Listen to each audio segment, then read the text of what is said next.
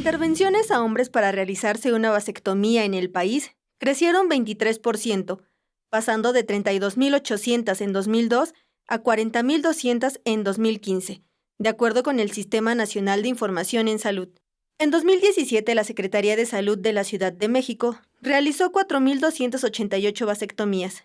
A decir de las autoridades de ese momento, la baja participación de los hombres se debía a que las políticas de salud de planificación familiar estaban dirigidas a las mujeres.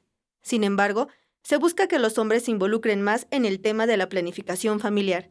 Ha sido mayor, yo creo que hace 2 años, de aquí en adelante, ya tiene como más aceptación con los varones. Obviamente existe todavía el machismo.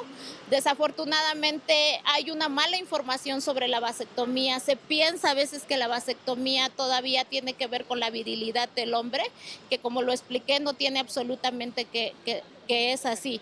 La vasectomía es un método anticonceptivo que tiene una efectividad del 99%. Su procedimiento es sencillo y toma de 15 a 20 minutos, por lo que el paciente sale caminando. Ahorita estamos haciendo la técnica de vasectomía sin bisturí, además de eso con cauterización. Eso nos da mayor efectividad. Ya lo que realizamos es una cauterización, o sea, quemamos la luz del conducto y eso hace que al 100% sea muchísima más efectiva.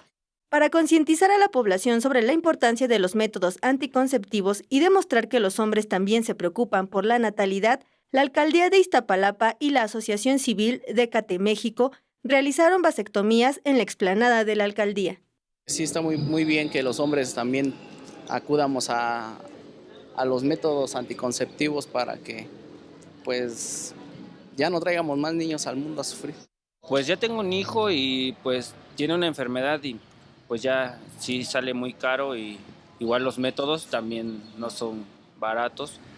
Y ya había preguntado antes, pero entre mi trabajo y así, y pues ahora como salió este anuncio y pues no me queda tan lejos, pues dije, pues voy a ver y ya ahorita me dijeron que ya pasaba y pues ya decidí así.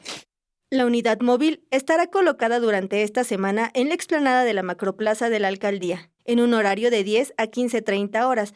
A las primeras 10 personas no se les cobrará, y para las siguientes tendrá un costo de 250 pesos. Con imágenes de Liber Rodríguez, Mariana Sánchez, 21 Noticias.